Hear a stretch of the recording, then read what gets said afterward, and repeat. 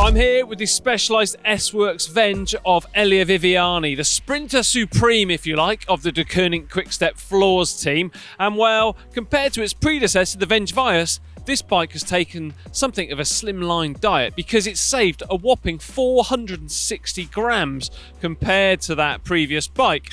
Where's the chunk of it come from? Well, 240 grams of that weight has been saved, in fact, inside of the frame, and then 25 grams in the fork, 25 grams in the seat post, and 107 in the cockpit.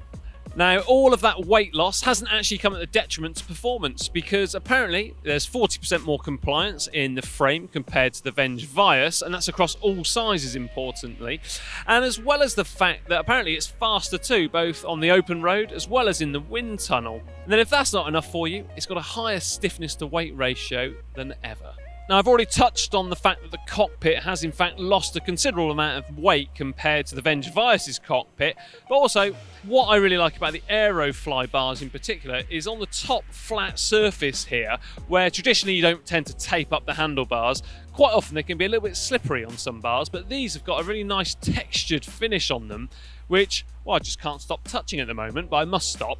And then also, just where the actual bars meet into the stem, there's a nice bit of plastic surround there, just to further help the airflow. And well, the cables, they're tucked away nicely there too.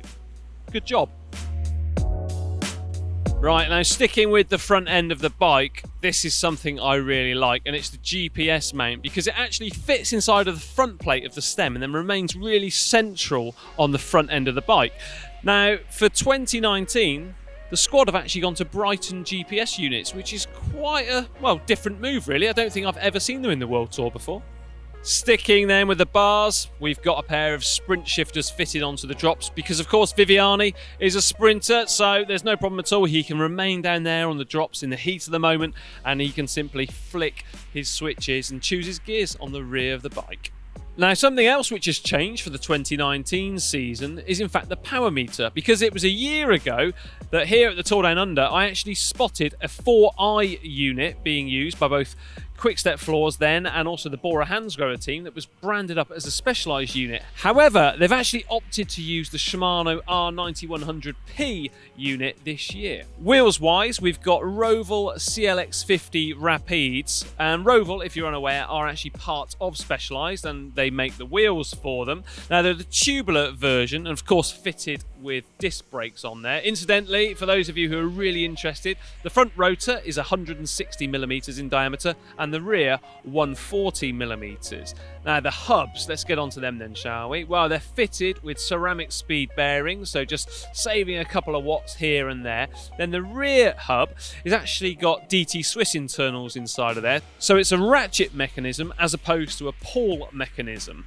Something that's been around for probably the best part of 20 years now. Finishing off the wheels, well, we've got a pair of Specialized S-Works Tubular tyres, and they're in 26mm width. Now, you know the score by now. It's time for the free hub sound check. Let's have a listen.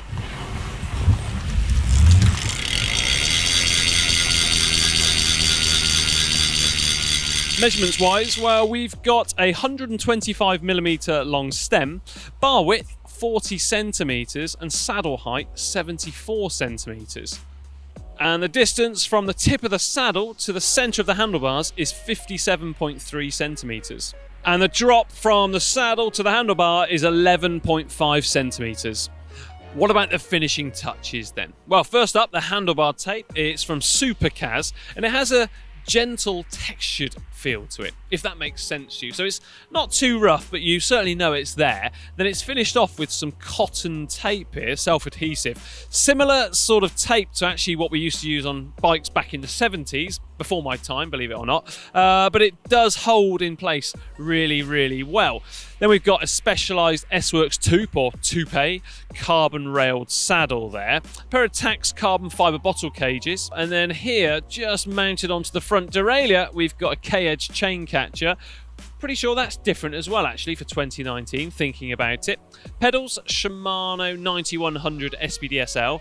And yep, they're set on the toughest release setting, so the most amount of tension required there, because of course Viviani himself kicks out quite a bit of power, doesn't he? Let's face it, in those sprints. And then something which I absolutely adore on this bike has to be where the Di2 Junction Box is fitted, and it's here in the back of the seat post. That's nice. And the group set, well, it's Shimano's flagship Dura-Ace 9170. Cassette wise, 11 to 28, and then chain rings 5339. Crank length 172.5 millimeters.